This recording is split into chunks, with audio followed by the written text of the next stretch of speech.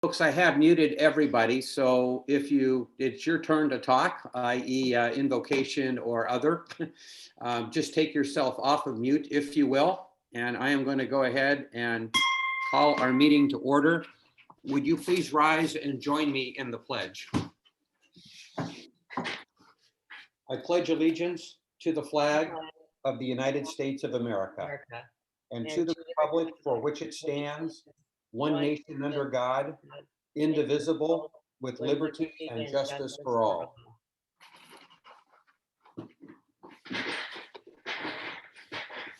And with that, I will pass it over to Paula Floth, who has the invocation for us this morning. Paula? Good morning. An invitation is a traditional prayer for the support, counsel, or indulgence of an almighty power upon the works of a body of people such as our Rotary Club. In preparing for today's invocation, I was reminded that several men of science, including Ben Franklin, Albert Einstein, and Stephen Hawking, all believe in the presence of God, particularly as manifested in the remarkable nature order of the world. So I offer this prayer. Let us bow our heads. Lord of the universe, you have given most of mankind a strong desire to do good, to be honest, to serve others, and to faithfully fulfill their obligations to their neighbors.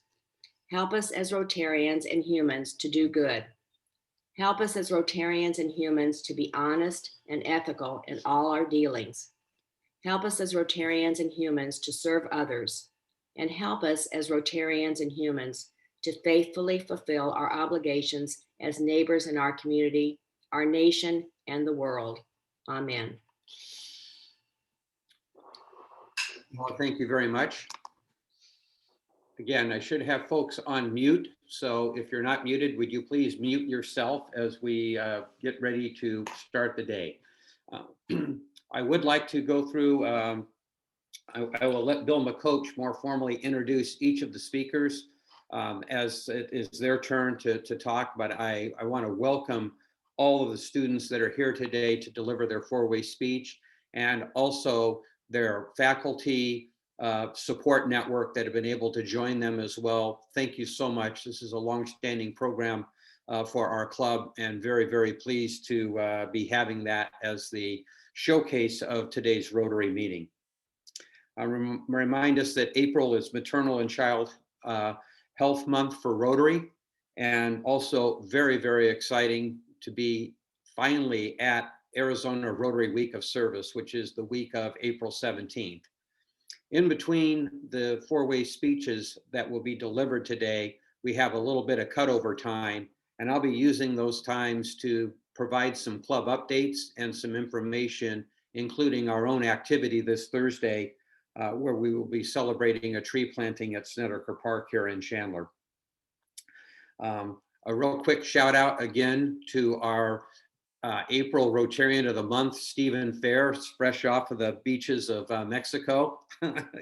Get your plaque there, sir, proudly displayed. Again, Stephen, congratulations for being our Rotarian of the Month for the month of April.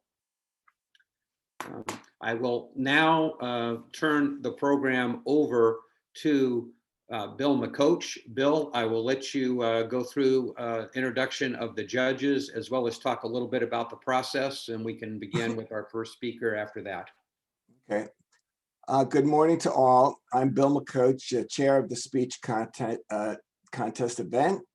And as President John said, please everybody stay muted. This morning is our annual four-way test speech contest, which I believe to be the 6th consecutive year. The four-way test was originated by Herbert J. Taylor, a Rotary International Director. He developed the four-way test of the things we think, say, or do as a means to help save a distribution company from bankruptcy in the 1930s. Adopted by Rotary in 1943, the four-way test is still relevant today and transcends generations and national boundaries. Not based on culture or religion, the four-way test has been translated into more than 100 languages and asks the following essential questions of the things we think, say, or do. 1, is it the truth? 2, Is it fair to all concerned? 3, will it build goodwill and better friendships? And 4, will it be beneficial to all concerned? The four-way test has captured the imaginations of generations of Rotarians as a simple checklist to help ensure that we are applying this positive and powerful ethics code to how we try to live our lives and serve others. Today, we are honored to have a student representative from 5 Chandler high schools: Arizona College Prep, Erie Campus, Basha, Castile, Chandler, and Hamilton high schools. Student speeches are 5 to 7 minutes in length and should apply the Rotary four-way test in their everyday relationships with their peer group or to events of today's world. The topic for the speech is to be the student's choice. However, the speech must show clearly the practical application of all 4 points of the Rotary four-way test. Okay, today's judges are District Governor Elizabeth Mahoney. We have past District Governor Gary Whiting, and from the Chandler Unified School District and also Rotary Club members, we have Assistant Superintendent of Secondary Education, Dr. Craig Gilbert, Director of Elementary Education, Leo Schluter, and Auxiliary Elementary first grade teacher, Maureen Alger. Okay, this year the students are Arizona College Prep, Erie Campus, Maddie Rumsey, a junior. Basha High School is Brielle Edwards, a senior.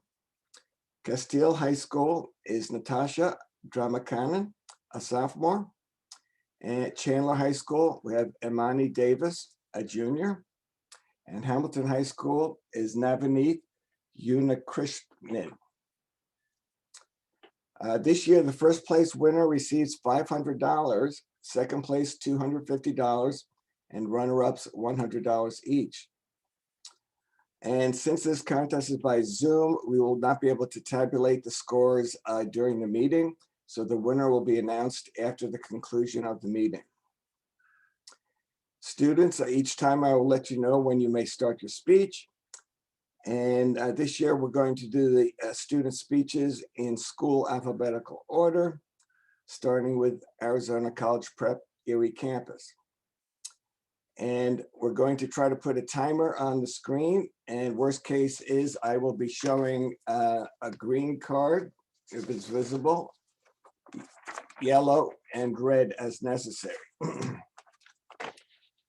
Okay, hopefully the judges are ready. So we're ready to begin. And Arizona College Prep, Erie Campus, Maddie Rumsey, you can start whenever you like.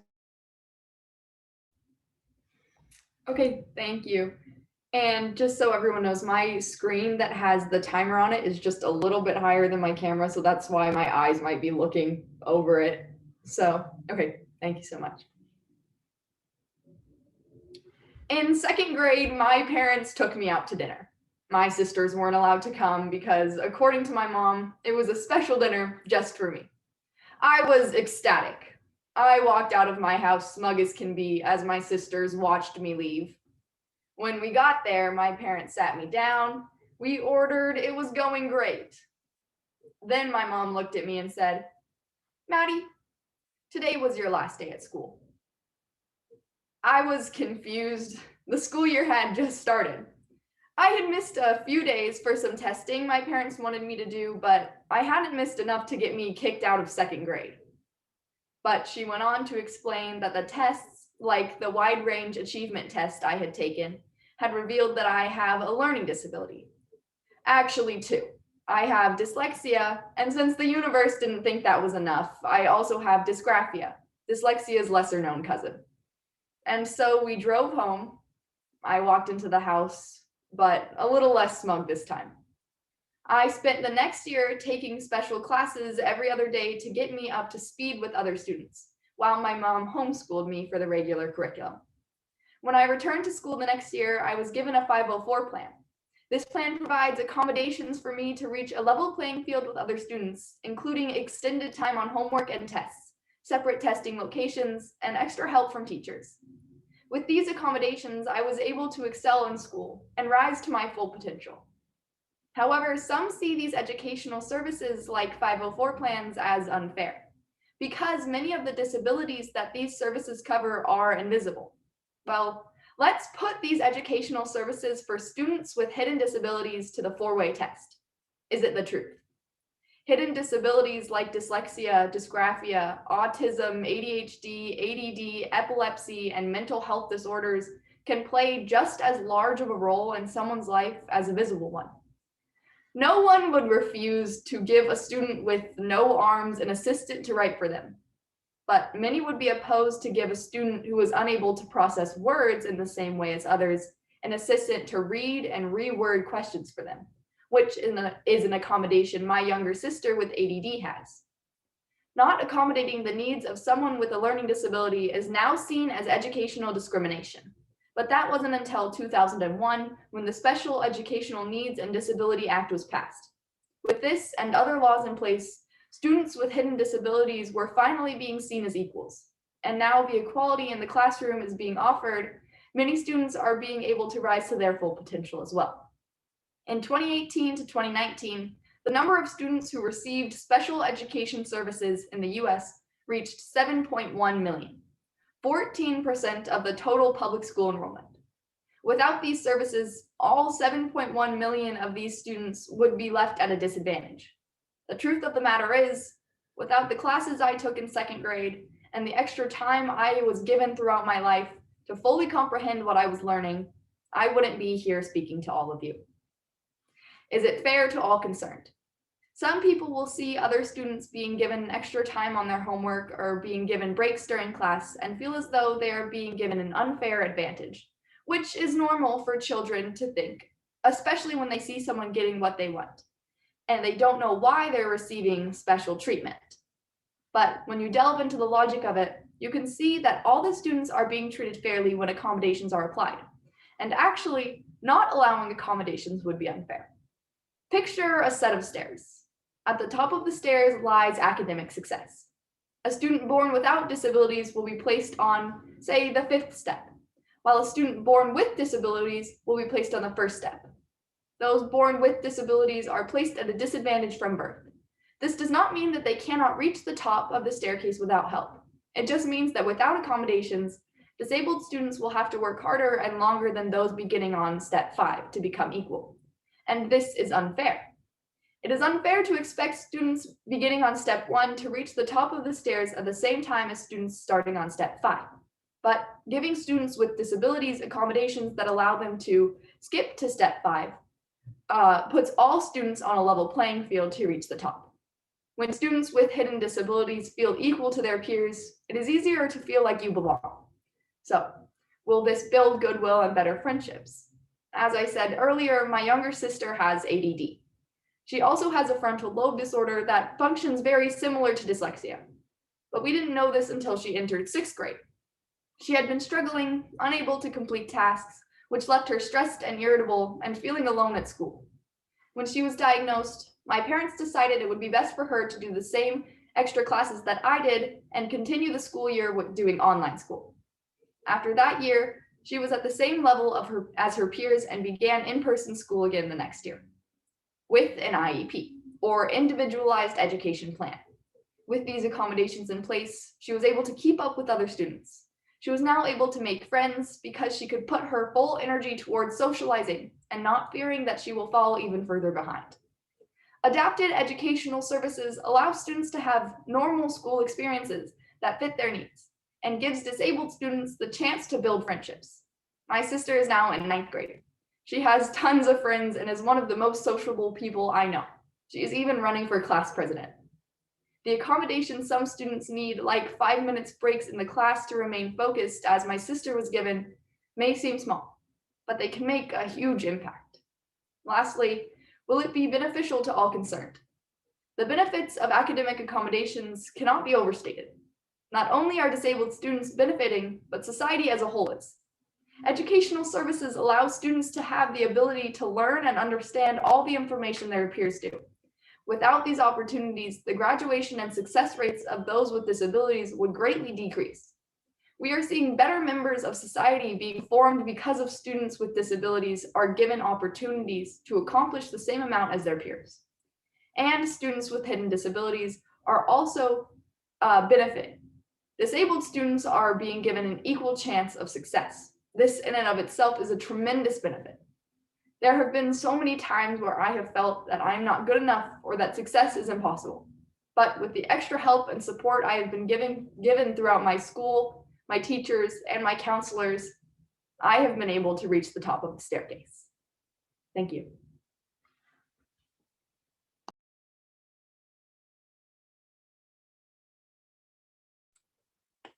Okay, thank you, Maddie. And we turn the meeting back to John. Judges, about 3 minutes till the next student speaks. Take myself off of mute. And my apologies, I guess on a collateral damage part of having to do this on Zoom where everybody is on mute is our presenters will not hear the clapping and the appreciation for a very well done job. So for a moment, please make sure our presenters, in this case, Maddie, can acknowledge the fact that it was an outstanding speech, and thank you very much. Okay, a couple of items to share today. Again, I mentioned Arizona Rotary Week of Service is here, and I want to remind our members of our tree planting ceremony. Actually, it's a celebration. The tree is actually in the ground. I'm going to try to share my screen real quick here, and hopefully that works. Actually in the ground, and we will be there Thursday afternoon from 3 to 4 o'clock, roughly, maybe 3 to 3:45. Have a beautiful presentation, a lot of guest speakers, local leaders, key Rotarians will be joining us. And I encourage everyone in the club to join also if they can. I want to thank Judy Edmonds and the Peace Building Committee, and then particularly Marge Wright as the project manager for this event. And courtesy of our district, we have beautiful, they don't glow in the dark, but they're going to look like they do when everybody gets them on. I've got 40 of these lovely shirts, Rotary Clubs of Arizona, and on the back, the logo for Arizona Rotary Week of Service, and the details along with some of our anchor sponsors for this week. So I have 40 of these. We're going to make sure everybody that served on the committee has one to wear. And if there's additional one, there will be additional ones left over. So if you'd like to don a yellow shirt and come out on Thursday afternoon, that would be great as well. So again, anybody have any questions, you can contact either Judy Edmonds, Marge Wright, or myself. Seneca Park East is pretty easy to find. It's just north of Fulton Ranch Boulevard on the east side of Basha Road. And again, very much looking forward to Thursday afternoon at 3 o'clock. If I've got time for one more quick announcement, Bill McCoach, I did want to acknowledge Dan Halloran, who is on the phone with us. Lovely scenic background. Dan is currently just recently moved to Oakwood from California, northeast of Sacramento, where he's been a Rotarian for many years and is interested in transferring his membership to our club. I forwarded that information on to our membership chair, and I'm sure all of that is in process and underway. Dan, again, welcome, and so glad that you could join us for a while here this morning, and hope you can make it out Thursday afternoon as well.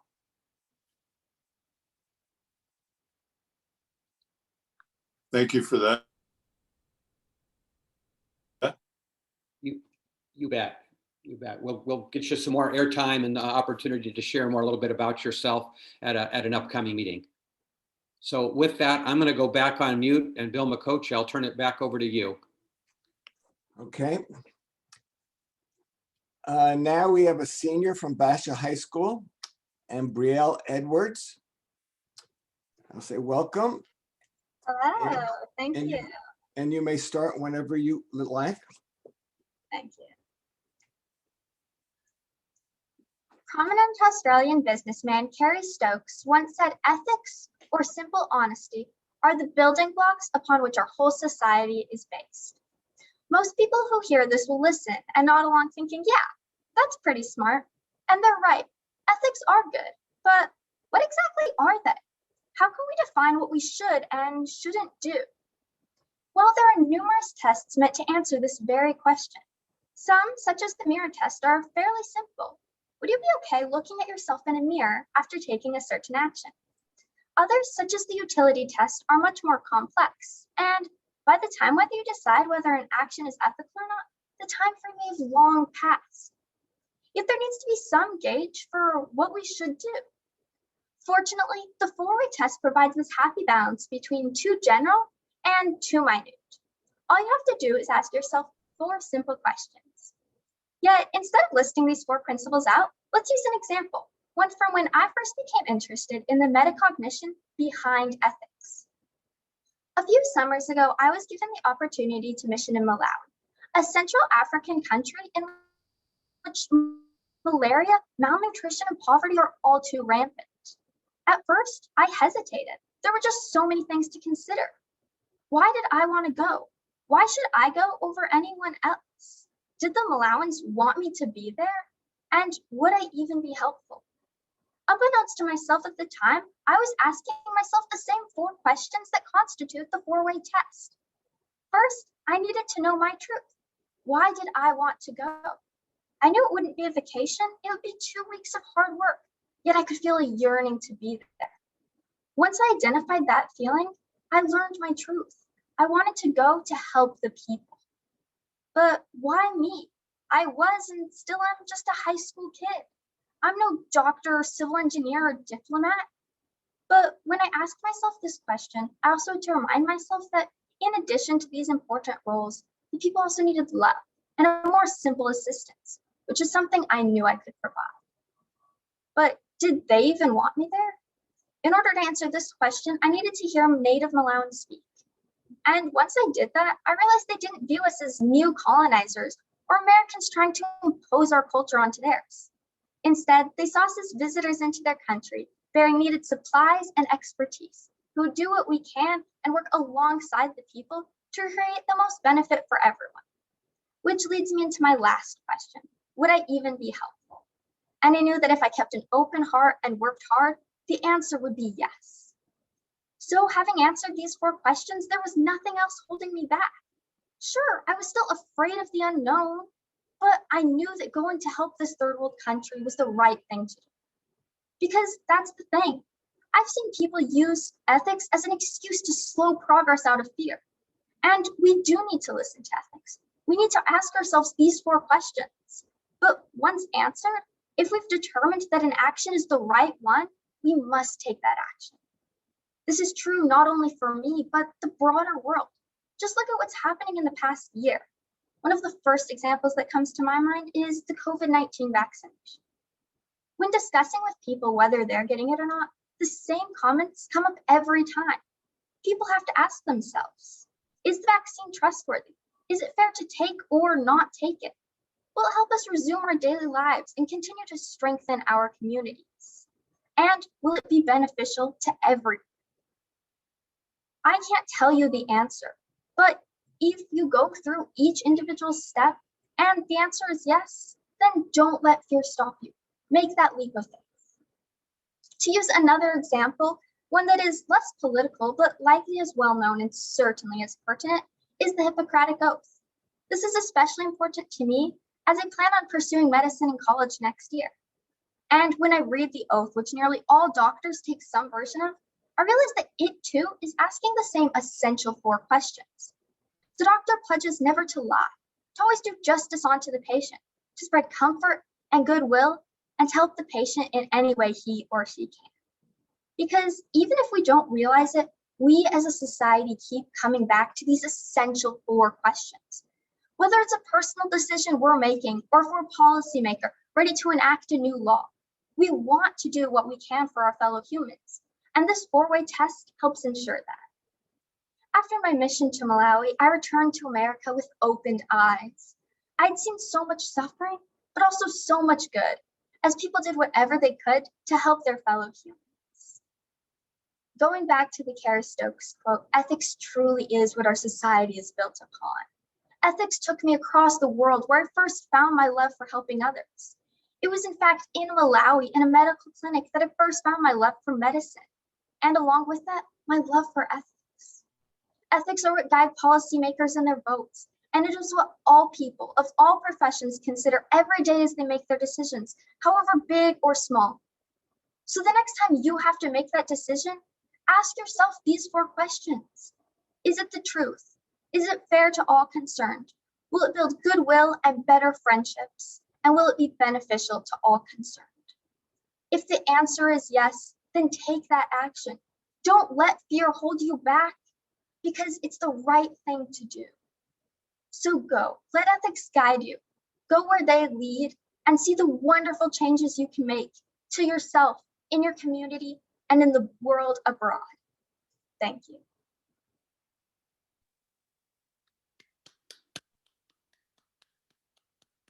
Thank you, Brielle. Very Thank good. you. Very nice. Thank you so much. I'm going to flip back to gallery here. And again, very, very well done. Okay, couple of announcements before our next speaker. Next week's meeting is an afternoon meeting. It will be via Zoom. We have the daughter of Holocaust survivor. Her name is Joan Neiman, and it promises to be an outstanding program. It will be recorded, as is this session. Stephen Fair does a great job of posting the recorded sessions out on a YouTube link to all of our members. So if they missed the meeting or they would like to rewatch a program, they're able to do so. Bill McCoach, question? And no, just a note, I will send everybody a email just letting them know, reminding about next week's meeting. The presentation will be 45 minutes, the daughter of the Holocaust survivor. And in that email will be a link to a YouTube video of the actual survivor. And he has a 1-hour discussion on his experience. Thank you, Bill. Appreciate the clarification.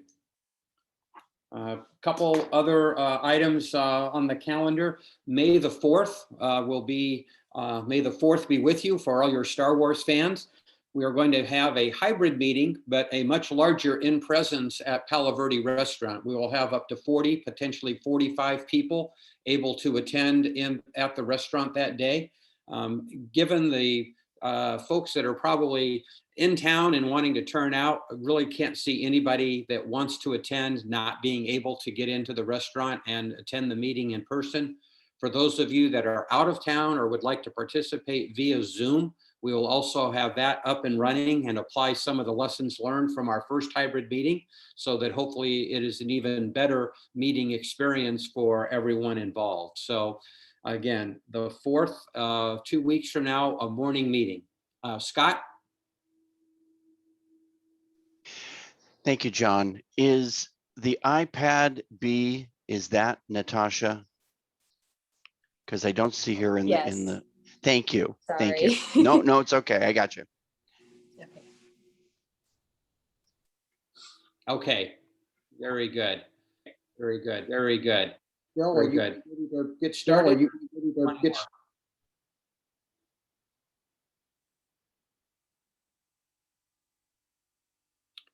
Let me just ask, are the judges, are any of the judges still working on anything? Okay, I guess we can go to the next student then. Okay. And the next student is a sophomore from Castile High School, Natasha Dramakanen, if I pronounce it properly. You may start when you'd like.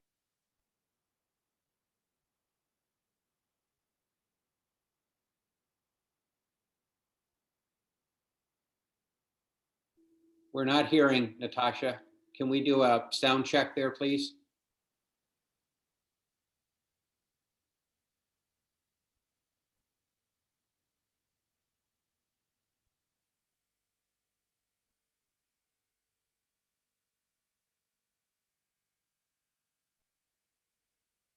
Not sure we're hearing yet. Can you say something? Nope, still not getting. I don't know whether maybe we need to disconnect and reconnect to the meeting. Hey, can you hear me? Yes, I can. We're gonna do a little switcheroo. Okay, very good. There you go. Okay, so I need a moment. So now Jason is now Natasha. Yes. Okay, thank you very much. You know what, folks? Thanks everybody for your patience. I've got you spotlighted. I'm going to turn on your clock. And as Bill so eloquently says, you may start when you're ready. Okay, thank you. Since the economic collapse of 2008, fine arts programs among the US have been cut and defunded. While 80% of school districts endured budget cuts, suddenly a prioritization of STEM programs in the educational curriculum known as Common Core arose. Orchestras, bands, Please hold. I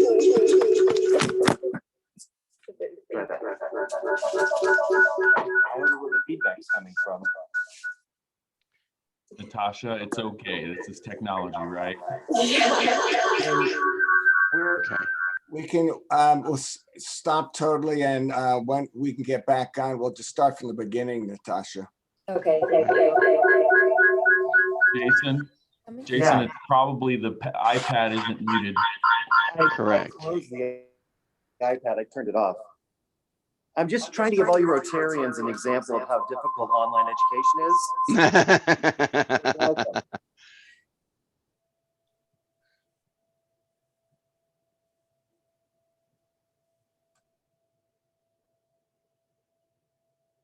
Is that better? Much better. Yes. All right. Great.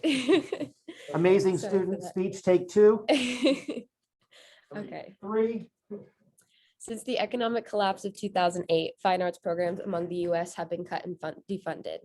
While 80% of school districts endured budget cuts, suddenly a prioritization of STEM programs and the educational curriculum known as Common Core arose. Orchestras, bands, choirs, drama, and various other arts classes were sent to the bottom of the list for prioritization. I'm incredibly grateful to be a part of a school district that still offers these types of classes for me, but some students across Arizona aren't so lucky. Cutting fine arts programs and prioritizing programs in general fails the four-way test.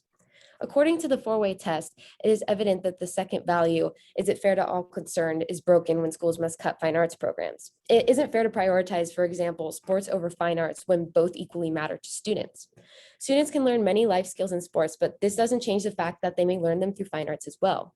Being musically inclined is incredibly beneficial to students.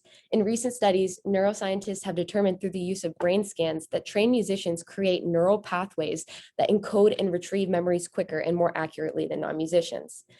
Additionally, in a study with children who have had 1 to 5 years of musical training, it was found that children could remember 20% more vocabulary words on a list read off to them than children who did not have such training.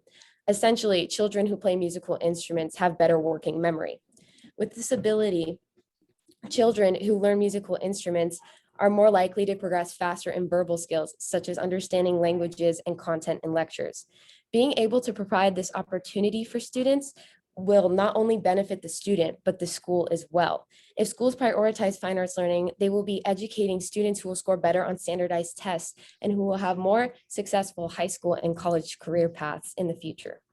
From the age of 7, I had been playing violin, and I can certainly say that the third four-way test, will it build goodwill and better friendships, is achieved through playing a musical instrument. Sports and musical programs both provide an outlet for students to create meaningful relationships. So by taking away a number of them, it gives less opportunity to those who wouldn't be as inclined to participate in sports, but rather in arts-based extracurriculars. In these past 9 years, I have learned countless life skills, established my own personal morals, and made lifelong relationships through playing the violin. Being a part of numerous symphony rehearsals, quartet groups, state recitals, and festivals has established within me a consistent work ethic. Being able to establish a work ethic into children from early ages will help them achieve academic success and will build a resilient child who knows how to problem solve and be persistent in whatever they may set their minds to achieve. Being a part of something community-driven, such as a drama class or symphony rehearsal, helps create a group-focused mindset for students. They are no longer concerned about just themselves, but how their behavior, words, and actions affect themselves and everyone else around them. Becoming a positive leader will help a student succeed in any work environment they are placed in, and leadership qualities are incredibly important in today's more group-oriented and creative varieties of jobs. So with this ideal established, it is evident that creating this mindset that betters emotional and mental intelligence in students will benefit the student overall, which accomplishes the fourth value. Is it beneficial to all? Is it beneficial to all concerned? Every day, I meet peers who are passionate about at least one thing, and frequently this one thing is arts-based. Prioritizing other school programs shouldn't even exist in the first place, and yet it happens all around us. I have friends who want to become art teachers, who'd like to teach kids how to sing or play music, even become professional dancers. And to see them not be able to achieve this because it is seen as not as important as other extracurriculars or subjects is a blunt and ugly breaking of the first value of the four-way test. Is it the truth? It is not the truth that cutting funding to programs will compensate for a lack of funds, because truthfully, the school should be funded more in the first place. Not funding schools enough additionally breaks the four-way test. But alternatively, if we funded schools more to focus on the future of society and children's futures, then we would, but alternatively, if we focus to better children's futures, then students would be better prepared for the lives ahead of them. It is not the truth that cutting funding to students is, it is not the truth that cutting funding to students will compensate. It's not the truth that, what is the truth is that if we, Generation Z, are to make the world better for all others to come, just as every other generation has strived to do before us, we must look at what we aren't valuing in students' eyes today. Change comes from many things, but if I could sum it up into one thing, it's that change comes from unity. Through unity, we value what others are passionate in and who they are, so that we can all come together to change the world. There are so many ways that we can impact our world positively. However, I propose it is easiest by starting with one thing. By valuing fine arts, it not only clarifies that fine arts are as important as every other subject. It states that by using the four-way test, we can evaluate anything that needs to be fixed, such as school funding. It's from something like school funding to something as big as the world. Thank you.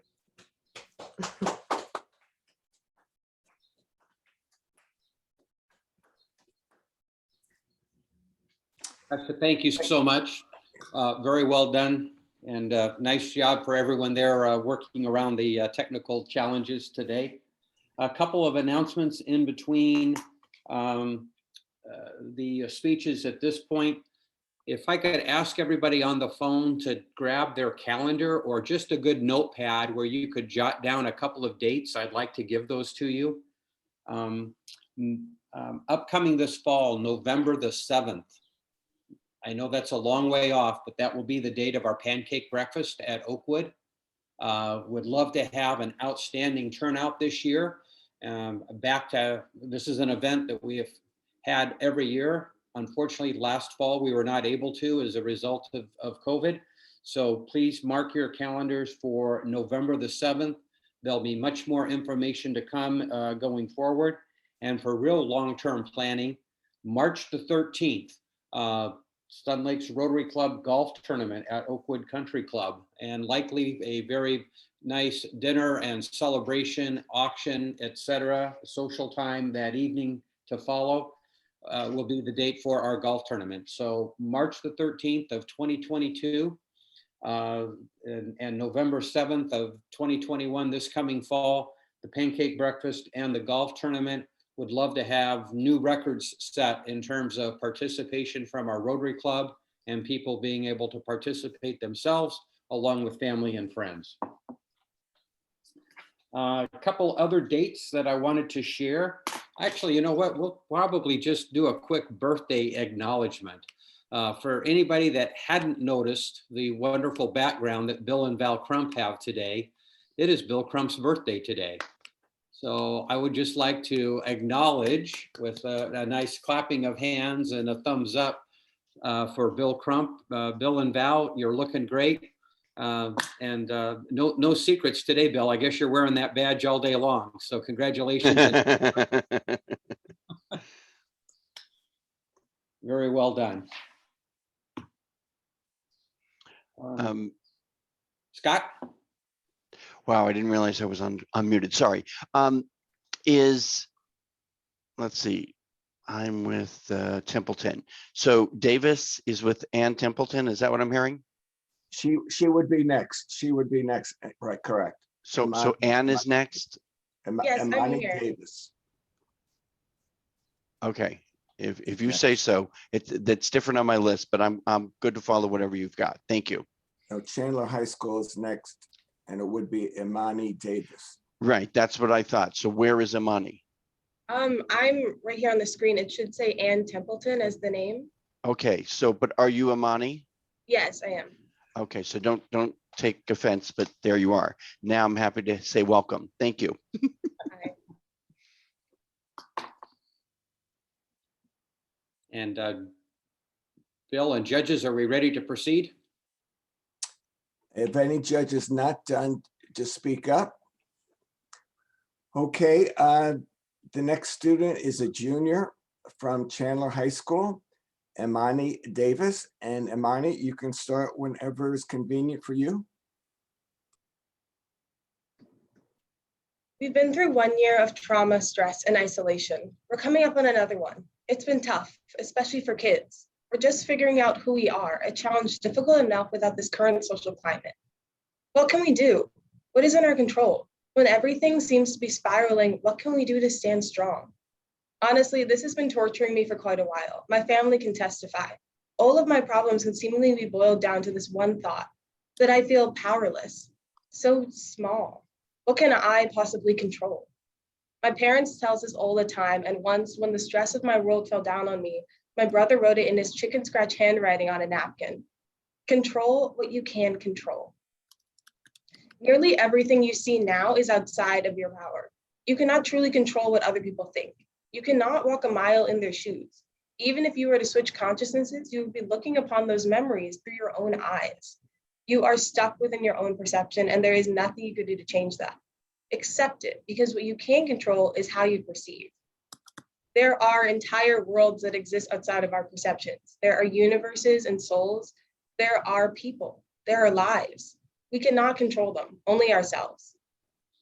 So why don't we? Take control, action, responsibility of our own lives. Little actions we take today to help ourselves can help change our emotional stability, social understanding, and future perceptions. Control what you can control. Control yourself. Is this beneficial to all involved? Yes. This can help your family, friends, acquaintances, and fundamentally ourselves. To some people, is this the truth? To some people, it is terribly difficult to understand that the truth is relative. There are things that exist outside of our perceptions. Even the advice that I present to you in this speech exists only within my own perception. It becomes yours once you take your understanding of it, your truth, and use it.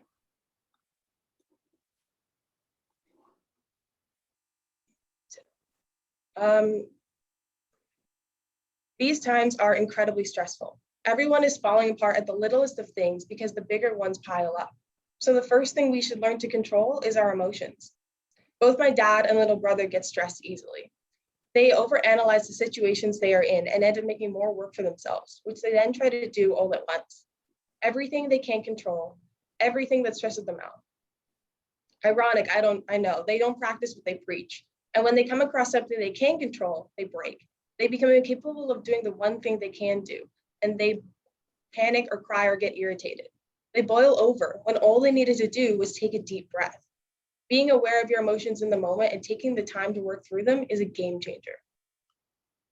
The next thing we can learn to control is our actions. And while this might seem like a simple thing, it is certainly the hardest. It is much easier to push down a problem and say, I'll deal with it later, than it is to deal with it in the moment. It's like procrastinating homework. We'll still have to do it later, and the ramifications of forgetting get bigger and bigger every minute. But it is so much easier to scroll on your phone than it is to crack open your notes. It is easier to stay within your controlled perception of what is happening and blame the world when reality comes crashing down on you. In these times, it is important to be accountable for our own actions. This is not to say that everything is your fault. It's not. And that goes to the Rotary question, is this fair to all involved? It's not your fault and it's not the world's, but it's important to understand how to take responsibility for your own actions and be accountable for them. Now, self-accountability is a word you will find strewn throughout self-help books. It is the topic of novels, speeches, studies, and whole careers. It is also, in my opinion, one of the hardest principles to master because it requires constant self-reflection. Self-accountability means taking accountability for your own mistakes without hesitation. It is a single action that can both change how you are perceived and how you go about your daily life. By taking accountability for your own actions, the problems that you will inevitably face become easier to deal with, and the situations that seem so sinister when you were in the dark turn out to be nothing more than shadows on the wall. Now, will this build goodwill and better friendships? Well, you know that saying, we come into this world alone and we die alone?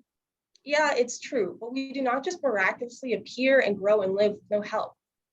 Who raised you, built your house, sold your clothes, graded your homework, held your hands? We all live in perpetual loneliness punctuated by help, by other lonely lives.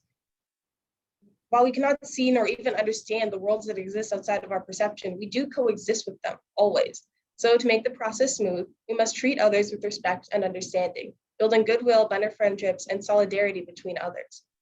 To do this, good communication is key. It's important to be able to defend your stance and to accept defeat.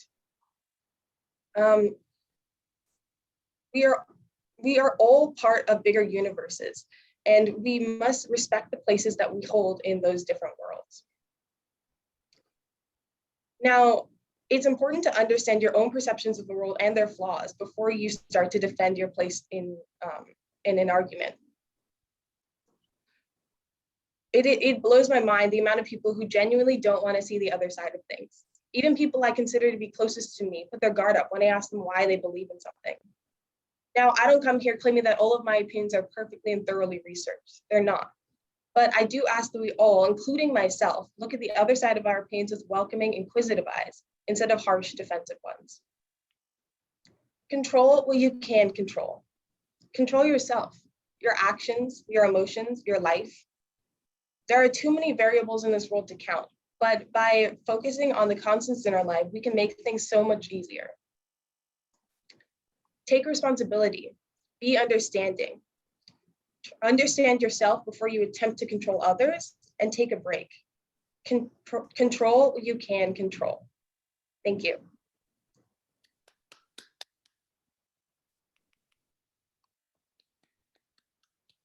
Very nice, very well done. Thank you, Monty. Okay, so a couple more minutes to go through a few more announcements. We have another birthday I would like to acknowledge today.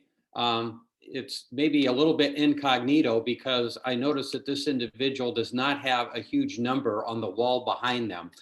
Maybe it's an unlisted number, I'm not sure, but Kim Rector, I believe you've got a birthday coming up in a couple of days, is that correct?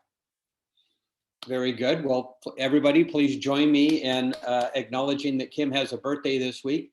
Kim, our Sergeant at Arms, is in Bisbee, Arizona, I think, on a little bit of a getaway, and hopefully he's enjoying a trip, but took the time to participate in our club meeting today. So Kim, greatly appreciative to that, and hope you have a very happy birthday this week. You bet. Okay.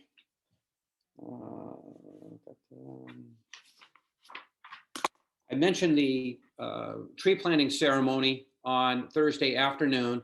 Just a reminder, we are going to have a couple of our Ramada tents or canopies set up. We've got some folding chairs. We're going to have chilled water available.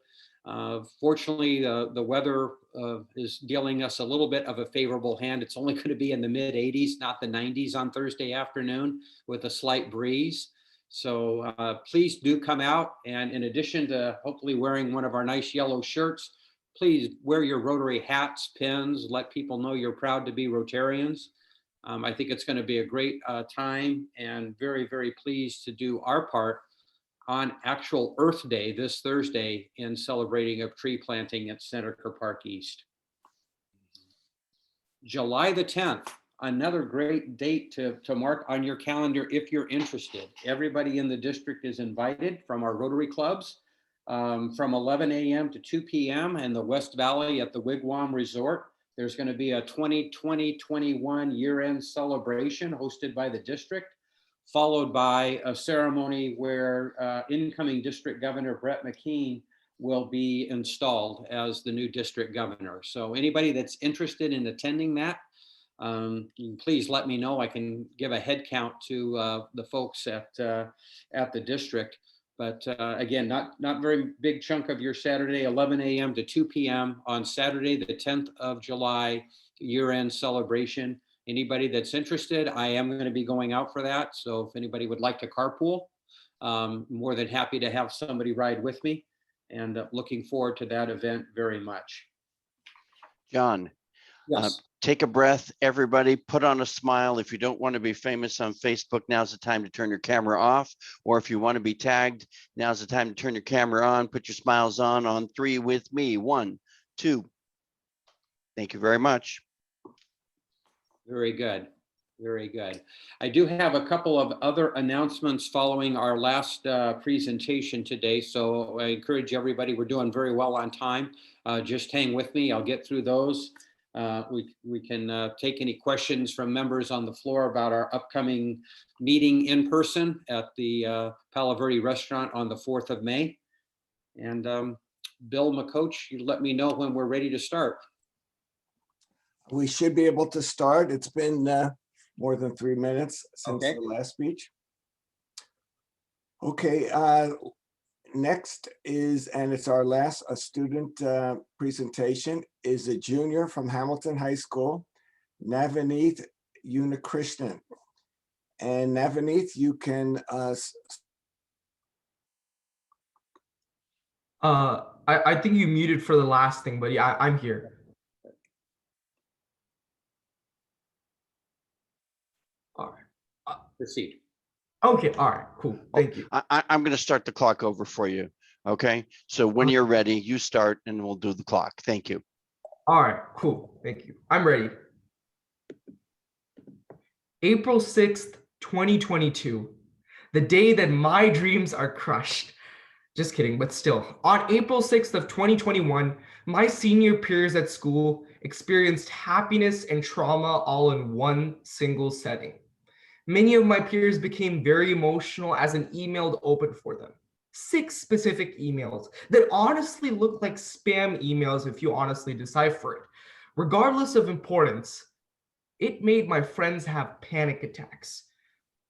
I mean, I tell you, when I opened the door to my honor science research class, the tears and screams that I heard. I mean, this is the world that we have come to. In all seriousness, it was the day that many seniors across the United States and also internationally had waited months and months for. The cultivation of their hard work beginning high school or even before that in middle school. Ivy Day.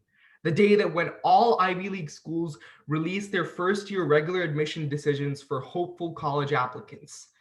However, this year, the day was a little different for one primary reason. The acceptance rates were unrealistically low, not only for Ivies, but for other top tier schools like NYU, WashU, Tufts, etc. The acceptance rates went from just being 25 and 15% to almost less than 10%. But April 6th isn't simply just a day. It is again the result of the grueling effort and hard work of many students throughout this entirety of the college admissions process. Well, now, what is the college admissions process? This brings us to a rotary 4-way test. Is the college admissions process truly the truth? Is the college admissions process fair to all concerned when applying? Is the college admissions process able to build goodwill and better friendships? And will the college admissions process be beneficial to all concerned? Well, honestly, is the college admissions process the truth? Well, honestly, sure. Now I know that it seems like honestly an overgeneralization of a statement, but colleges admit people here and there, and they'll reject people here and there. So you can't argue that it's anything but the truth because you have an evidence that the letter of a college that they either rejected you or accepted you or waitlisted you. Plus, with the recent college admissions scandal, many parents bought their kids into their college and still got scholarships. However, this leads to the next question: if college admissions, if the whole process is truly fair. Well, fewer than 1 in 5 Americans actually believe in this, but let me judge this based on my own personal experience. The average top-tier college reads about 30 to 40,000 applications per year and gets the time of 4 minutes to spend reading and analyzing and seeing if you are a good fit for their university. And I personally think it's absolutely ridiculous to actually judge a person based on 4 minutes and almost determine the future of the course of their life. And let's look at the criteria for the college admissions process. Often students compile a resume with their extracurriculars, their grade/transcript, their AP examination scores, and their SAT/ACT score.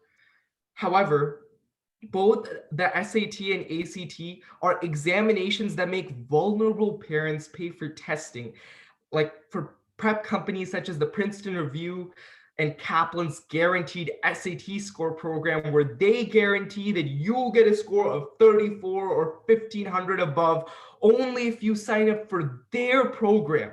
And this itself gives a huge hint as to how toxic this whole process is. And that leads to the next question. Will it build goodwill and better friendships? To put it simply, the toxicity of this process has destroyed more friendships than it has developed. All of us become involved in this rat race, hiding our lives from each other in the sense that they will know our spike for top tier colleges. And I admit, I've done it as well. The process in its entirety involves headaches, sweat, blood, tears. When we find out that someone else is applying to our dream college, we instantly scrutinize them, thinking of them as the enemy. We stop thinking of each other as people, as friends. We see them as GPAs, test scores, and achievements. Many college admissions officers like to assert the fact that the process of applying to these top-tier colleges, regardless of decisions, people have built character. Yet this process is designed to make us all put our hopes into one single dream school, telling ourselves that if Harvard or Stanford or NYU are the only places for the next 4 years where we'll be happy, and that if we don't get in, it's just further proof that we are a failure and our misery will be lasting. Now, is the college admissions process beneficial to all? No, it really isn't. And that isn't any single person's fault. These colleges have made it seem as if your whole future depends on these next years. And that breaks a lot of students' confidence in themselves when they get rejected from that dream college of theirs. College at its root is supposed to be beneficial to all people who attend, regardless of prestige, regardless of financial costs, as it's supposed to be a person's way to enter the job market. But this process has made the opposite seem true. These teen years are meant for us to develop deeper bonds with our friends, to help our peers with their peer problems, and to enjoy life to its fullest, not to narrow our friends to college application statistics as if they're victims of this ridiculous and horrible process. Now, I'm sure you're wondering, why am I talking about college admissions here? Because around 30 to 40 years ago, or even 20 years ago, college admissions wasn't viewed as this toxic process. It was merely a medium for hopeful teens and hopeful 18 to 22-year-olds to get an entry into the job market, as I said before. Now it's become as if it's the only way to a good future. And that's simply not true. Using the rotary four-way test truly proves that college admissions does not determine the course of your life, but rather that you determine the course of your life and where it goes. Thank you.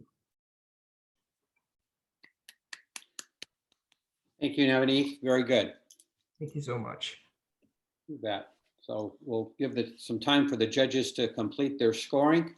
Bill, any closing comments to the students, or? I would just like to thank each of the 5 students and the school representatives.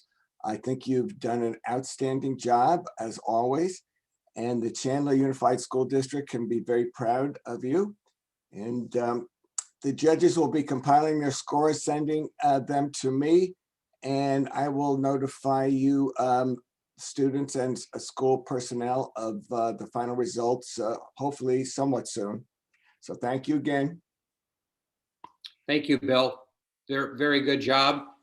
We do still have a bit of time left for some Rotary business to take care of this afternoon or this morning. So I'd encourage everybody to stay on. Students and support group, you are welcome to attend the last 13 minutes of a Rotary Club meeting if you would like. If you want to step away, I certainly understand that as well. A great introduction to Rotary and Rotarac. Yeah, that's right. Bring it on, right? Okay, a couple of announcements that I wanted to cover with you this morning. Dues for the upcoming Rotary year 2021/22. We're going to keep those flat at $140. I'll be instructing Gene Cole and incoming treasurer Larry Frank to coordinate getting those invoices or notifications sent out here in May. We'll get people to get those paid by the third week of June so that we're all locked and loaded and ready to go with our roster for July 1 of the new Rotary year coming up. So dues being kept flat at $140. Reminder, and I will send an email out to the board, but other people, if you're interested in Club Leadership Academy, it is Saturday, the 1st of May.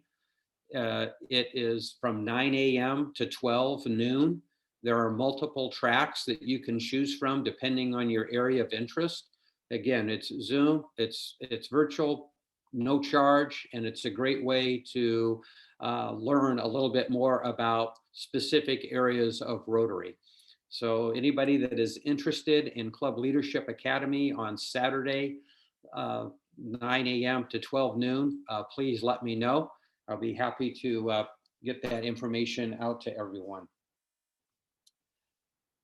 Finally, opportunity to serve on a district committee.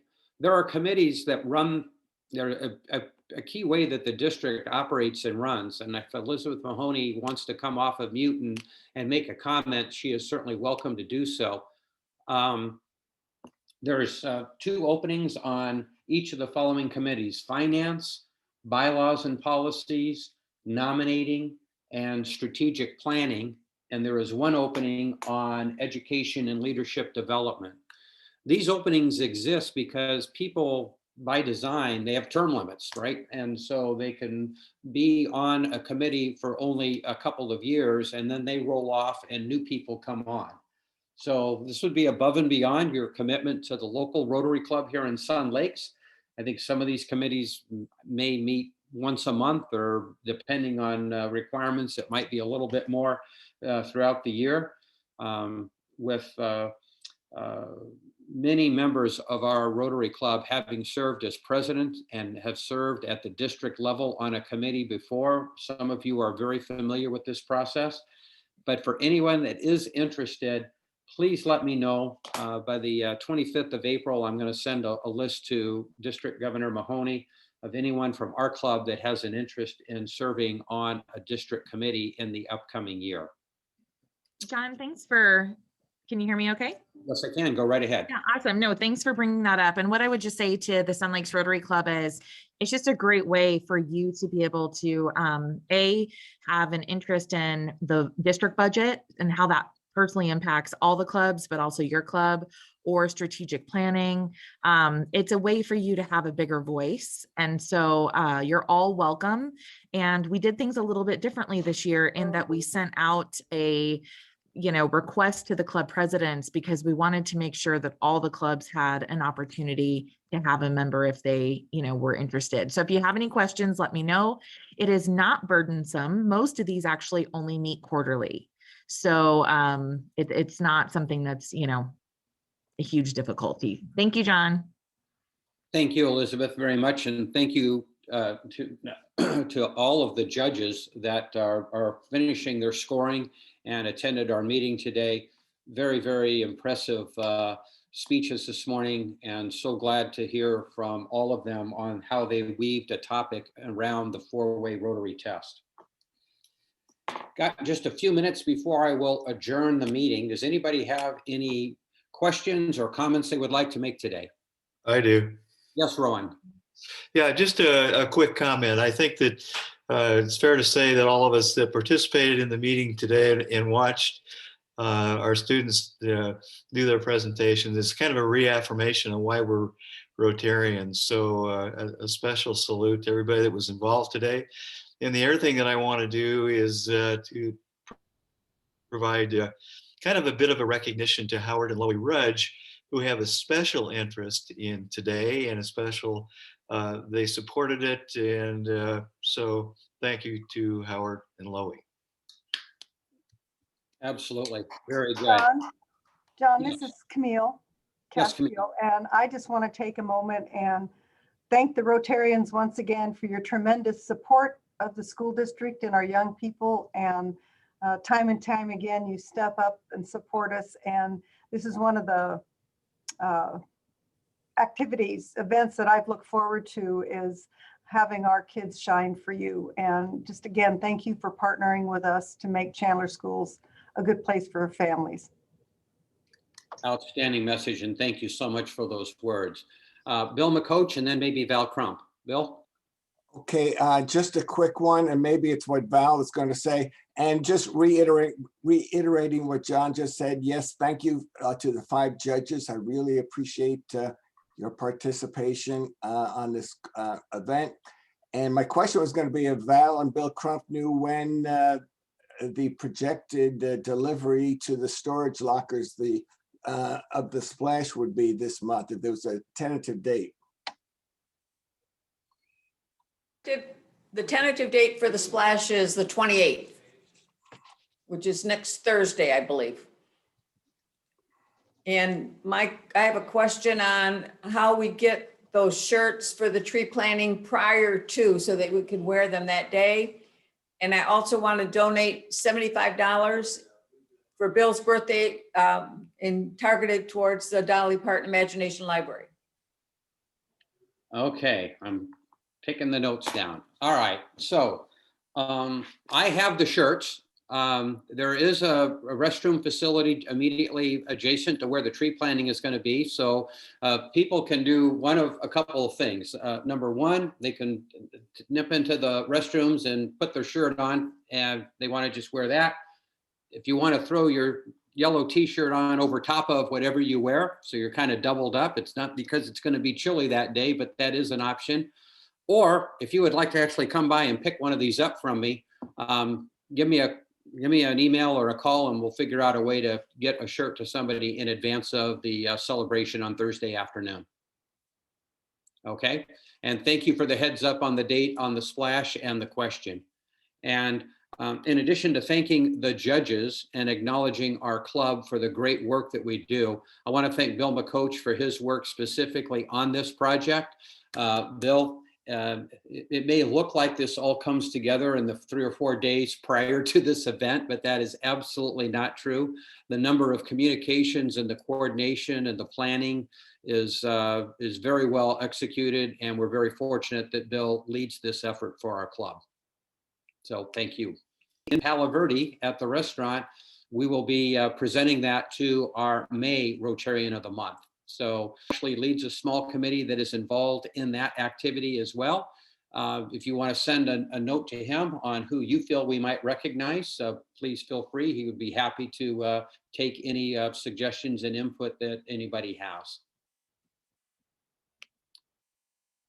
And with that, I am going to wrap up the meeting. I want to thank everybody for being here today. Again, next Tuesday, Zoom only, afternoon meeting. Daughter of Holocaust survivor, and Bill McCoach will be sending out details on that, as well as how you could watch that video of the actual survivor. Thanks, everybody. Hope to see you Thursday afternoon at our tree planting.